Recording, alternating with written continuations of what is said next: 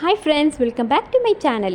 இன்றைக்கி நம்ம பார்க்க போகிறது சாமை நூடுல்ஸுங்க. Little millet நூடுல்ஸுங்க. இது குழந்தைங்களுக்கு செஞ்சு கொடுங்க, ரொம்பவே ஹெல்தி. இப்போது ரீசெண்டாக நான் சூப்பர் மார்க்கெட் போயிருந்தேன். அப்போது என் குழந்தைங்க நூடுல்ஸ் கேட்டிருந்தாங்க. சரி நம்ம இதை ஏன் ட்ரை பண்ணக்கூடாதுன்னு சாமை நூடுல்ஸ் வாங்கினேங்க. சரி எப்படி செய்யுதுன்னு பார்க்கலாமா? இதுக்கு ஒரு பாத்திரத்தில் தண்ணி நல்லா பாயில் பண்ணிடுங்க. அதில் கொஞ்சம் சால்ட்டு, கொஞ்சம் ஆயில் போட்டுருங்க. அப்போ தான் நூடுல்ஸ் உதிரியாக வரும். அப்புறம் இந்த நூடுல்ஸை நீங்கள் இதில் சேர்த்துடலாம். அந்த நூடுல்ஸ் கூடவே ஒரு மசாலா பேக்கெட்டும் கொடுத்துருக்காங்க. இப்போ ஒரு 5 to 10 மினிட்ஸ் இந்த நூடுல்ஸ் நல்லா வேக விடுங்க. இதை நீங்கள் கையில் எடுத்து கட் பண்ணிங்கன்னா கட் ஆகும். அந்த ஸ்டேஜில் வெந்துருச்சுன்னு அர்த்தம். உடனே இதை ஒரு வடிகட்டில் போட்டு நார்மல் வாட்டரில் நல்லா ஒரு 5 times அலசிடுங்க. ஏன்னா சூடாக இருந்துச்சுன்னா அது ஒன்றோட ஒன்றா ஒட்டிக்கும். அப்போ அது தனியாக வச்சுருங்க. இப்போ ஸ்டவ் ஆன் பண்ணிக்கோங்க. ஒரு கடாய் வச்சுருங்க. அதில் ஒரு 2.5 கரண்டி எண்ணெய் விட்டுடுங்க. அப்புறம் ஒரு 6 பல் பூண்டு நல்லா சின்ன சின்னதாக சாப் பண்ணி இதில் போட்டுருங்க. அது ஓரளவு வதங்கினதுக்கு அப்புறமா 1/4 டீஸ்பூன் ஜீரகம் சேர்த்துருங்க. ஜீரகம் பொரிஞ்சதுக்கப்புறமா ஒரு மீடியம் சைஸ் வெங்காயம் கட் பண்ணி இதில் சேர்த்துருக்கேன். அதுவும் நல்லா கலந்து விட்டுடுங்க. வெங்காயம் ஓரளவு வெந்ததுக்கப்புறமா இதில் ஒரு பெரிய கேரட் நீல வாக்கில் நான் கட் பண்ணி வச்சுருக்கேன். அதையும் இதில் சேர்த்துட்றேன்.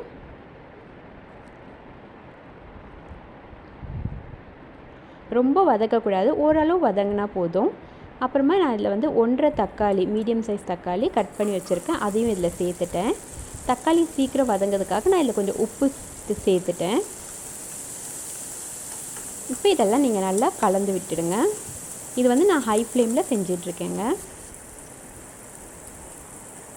தக்காளியும் ஓரளவு வதங்கினதுக்கப்புறமா நான் 1/2 கேப்சிகம் நீல வாக்கில் கட் பண்ணி வச்சுருக்கேன். அதையும் இதில் சேர்த்துட்டேன்.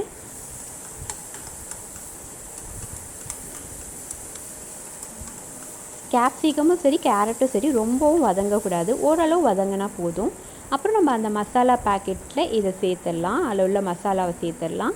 இது கூட சேர்த்து நம்ம 1/2 டீஸ்பூன் சில்லி பவுடர், 1/4 டீஸ்பூன் தனியா பவுடர், கொஞ்சமாக கரம் மசாலா இதில் சேர்த்துருங்க. உப்பு நான் ஆல்ரெடி சேர்த்துருக்கேன். உப்பு கம்மியாக இருந்தால் நீங்கள் இந்த ஸ்டேஜில் சேர்த்துருங்க.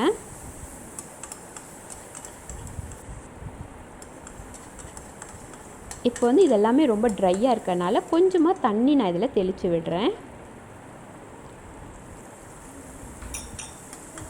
தெளிச்சுட்டு நல்லா இதை கலந்து விட்டுருங்க. ஒரு 5 மினிட்ஸ் நல்லா கலந்து விட்டுருங்க.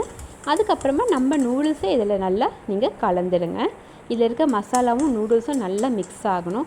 ஹை ஃப்ளேம், நார்மல் மீடியம் ஃப்ளேமில் மாற்றி மாற்றி நீங்கள் இந்த நூடுல்ஸை நீங்கள் கலந்து விட்டுடணும். அவ்வளோதாங்க, நம்மளுடைய நூடுல்ஸ் ரெடிங்க. இது சுட சுட சர்வ் பண்ணுங்கள். சூப்பராக இருக்கும். கண்டிப்பாக குழந்தைங்களுக்கு ரொம்பவே பிடிக்குங்க. அப்புறம் நம்ம சேனல் இதுவரை சப்ஸ்கிரைப் பண்ணலைன்னா மறக்காமல் சப்ஸ்கிரைப் பண்ணிவிடுங்க. இந்த வீடியோ உங்களுக்கு பிடிச்சிருந்தால் லைக் பண்ணுங்கள். தேங்க்ஸ் ஃபார் வாட்சிங். Have a nice day.